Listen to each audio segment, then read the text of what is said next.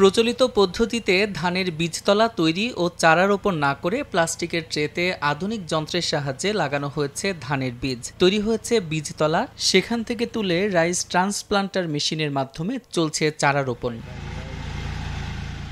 সমলয় নামের এই পদ্ধতিতে সরকারি কৃষি প্রণোদনার আওতায় ফরিদপুর সদর ও বোয়ালমারী উপজেলার ১০০ একর জমিতে শুরু হয়েছে বোরো ধানের আবাদ। ধান কাটা ও মাড়াই হবে মেশিনে।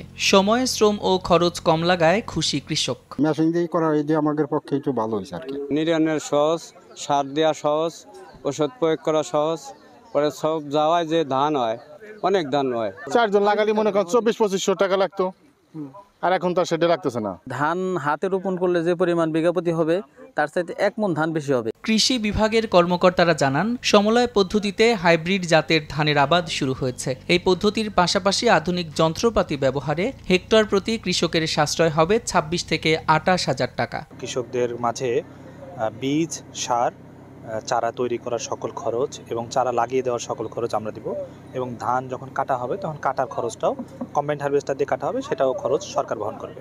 মেশিনের সাহায্যে যদি লাগায়, রাইস ট্রান্সপ্লান্টার সাহায্যে যদি লাগায়, তাহলে দেখা যায় যে 4 থেকে 4,500 টাকার মধ্যেই কিন্তু এটা রোপণ করা সম্ভব।